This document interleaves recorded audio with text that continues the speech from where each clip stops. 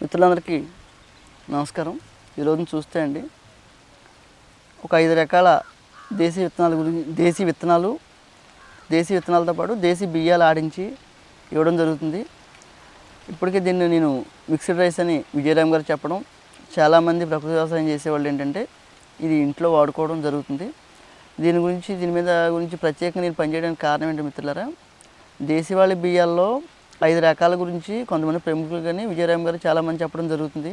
5 రకాల మిత్రులారా, ఒకటి బహురూపి, కులాకారు, కాలాబట్టి, మాపెళ్ళ సాంబై, నవార.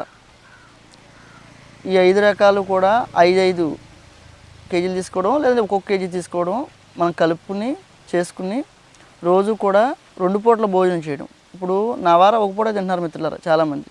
బ్లాక్ రైస్ ఏంటంటే బోన్స్కి ప్లస్ క్యాన్సర్కి బాగా పనిచేస్తుంది అంటున్నారు, స్ట్రెంత్కి బాగా పనిచేస్తుంది అంటున్నారు. అది కూడా ఏంటంటే డైరెక్ట్గా అన్నం వండుకుని తినే పరిస్థితి లేదు. ఇప్పుడు మా పిల్ల కూడా ఒక పూట తింటున్నారు, కులాకర కూడా ఒక పూట తింటున్నారు, రెండో పూట ప్రత్యామ్నాయం ఏదో చేస్తున్నారు. ఇక్కడ ఇది చూస్తే మిత్రులారా, మనం ఏంటంటే బహురూపి ఏదైతే ఫైబర్ కంటెంట్ ఉందో ఆ ఫైబర్ కంటెంట్లోకి ఈ 4 రకాలు కూడా వాటికి ఏదైతే ఫైబర్ కంటెంట్ తక్కువ ఉంటుంది కదా బహురూపిలో, వాటిని కూడా లైట్గా వీటిని కూడా ఒక పట్టు ఆడించి 5 రకాలు కూడా ఆడించి ఇవ్వడం జరుగుతుంది మిత్రులారా. ఇక్కడ మీరు చూసుకుంటే మిత్రులారా,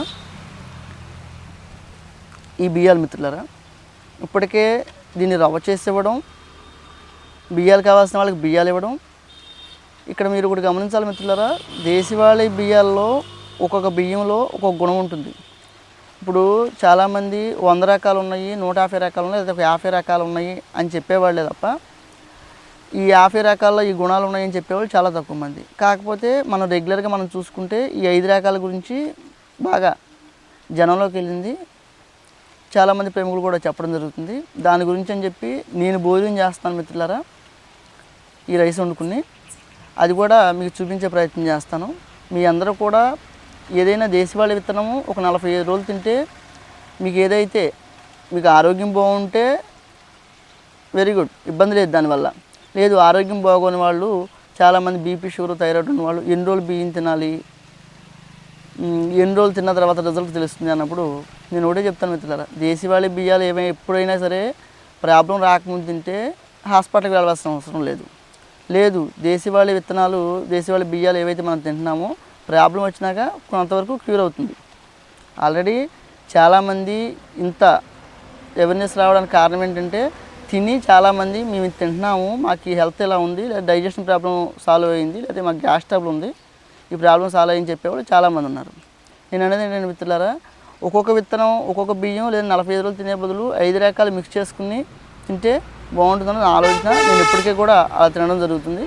నేను ఇంకొకటి మిత్రులారా, నాకు బాధతో చెప్పాలనిపిస్తుంది ఏంటంటే, ఎన్ని రోజులు తినాలి అని అడుగుతూ ఉన్నారు కదా. మనం టీ ఎన్ని రోజులు తాగాలి, కాఫీ ఎన్ని రోజులు తాగాలి, కూల్ డ్రింక్ ఎన్ని రోజులు తాగాలి, అది మీరు గమనించాలి. మీరు దేశవాళీ విత్తనాలు మీకు అవకాశం ఉన్నంత వరకు తినే ప్రయత్నం చేసి మీ ఆరోగ్యాన్ని మెరుగుపరుచుకుంటారని నేను ఆశిస్తున్నాను మిత్రులారా. నమస్తే.